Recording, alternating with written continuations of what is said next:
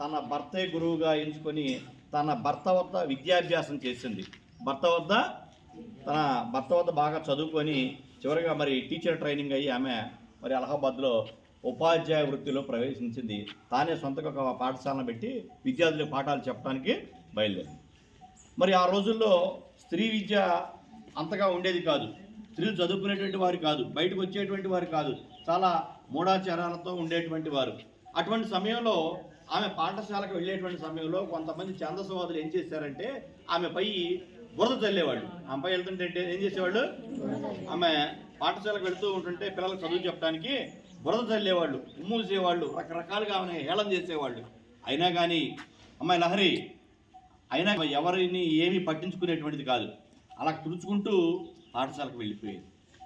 సరే మళ్ళీ వచ్చేది ఇంటికి, మళ్ళీ రెండో రోజు మళ్ళీ బురద చల్లేవాళ్ళు, మళ్ళీ మూడో రోజు అలా ప్రతి నిత్యం రోజు కూడా బురద చల్లటం, మరి రకరకాలైనటువంటి కాయగూరలు అవన్నీ కూడా ఆమె మీద విసరటం జరిగింది.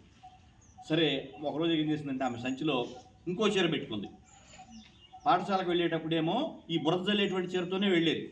అక్కడికి వెళ్ళిన తర్వాత తన చీరను మార్చుకొని మరలా మంచి చీర కట్టుకొని ఉండేది. మరలా పాఠశాల అయిన తర్వాత ఇంటికి వెళ్ళేటప్పుడు మళ్ళీ ఆ బురద చీర కట్టుకొని మళ్ళీ వెళ్ళేది. అటువంటి బాధలు పడి పిల్లలకి చదువు చెప్పేది. మరి అటువంటి గొప్ప సంఘ సంస్కర్త.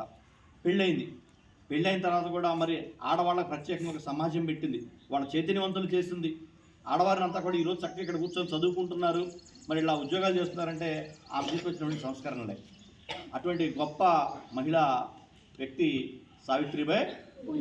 అంతేకాకుండా సాంఘిక దురాచారాలను కూడా రూపుమాపడానికి ఎంతగానో కృషి చేసింది. మరి ఆ రోజుల్లో భర్త చనిపోతే ఒక దురాచారం ఉండేది. ఏంటో చెప్తారు ఎవరైనా? భర్త చనిపోతే భార్యని కూడా ఏం చేశాడు, చితి మంటల్లో. కానీ వీళ్ళ భర్త చనిపోయాడు, జ్యోతిరావు గారు చనిపోయారు. చనిపోయినప్పుడు అందరూ కూడా మరి ఏంటి పరిస్థితి ఏంటండి. సరే ఈమె కూడా కుమారుడు ఉన్నాడు. ఈమె కుమారుడు అంటే వీళ్ళకి మామూలుగా అయితే పిల్లలు లేరు. ఏమేం చేసేదంటే ఎవరైనా ఆడవాళ్ళు ఉంటే కాన్పులు చేసేది, వెళ్ళి కాన్పులు చేసేది. అప్పట్లో కాన్పులు చేస్తూ ఉంటే మరి ఆ కాన్పులు చేయటం, మరి ఆ పిల్లల్ని చూడటం అలా కూడా చేసేది. ఇలా కాన్పులు చేసినప్పుడు ఒక బ్రాహ్మణ స్త్రీ ఇలానే ప్రసవించినప్పుడు ఒక యశ్వంత్ అనేటువంటి ఒక బాలుడు పుట్టాడు. ఆ బాలుడు ఆమె ఏం చేసిందంటే మీకే ఇచ్చేస్తానంటే ఏమి తీసుకుని పెంచుకొని పెద్దవాడిని చేసింది. చేసిన తర్వాత మరి చనిపోయాడు కదా, చనిపోయిన తర్వాత మరి ఎవరో తలగురి అంటారు కదా, తలగురి పెట్టాలి, చితికినిప్పు పెట్టాలి కదా, ఆ చితికినిప్పు పెట్టాల్సినటువంటి మరి కొడుకు పెడతాడని తెలిసింది. ఆమె ఏం చేసింది తెలుసా, కొత్త ఒక చరిత్రను సృష్టించింది.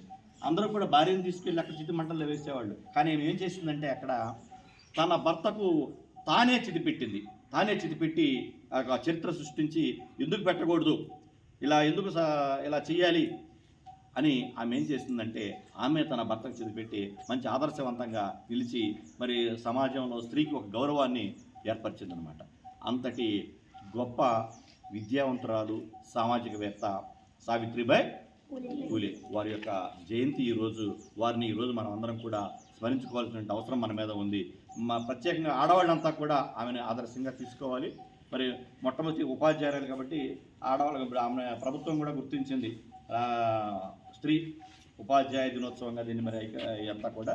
కాబట్టి ఆ ఆడవారందరికీ కూడా మరి ఉపాధ్యాయ దినోత్సవ శుభాకాంక్షలు తెలియజేస్తూ మీరు కూడా ఉన్నత ఆశయాలతో ఉండాలని కోరుకుంటూ మన ప్రధానోపాధ్యాయుల వారికి పుష్పాలంకృతం చేయవలసిందిగా కోరుతున్నాం.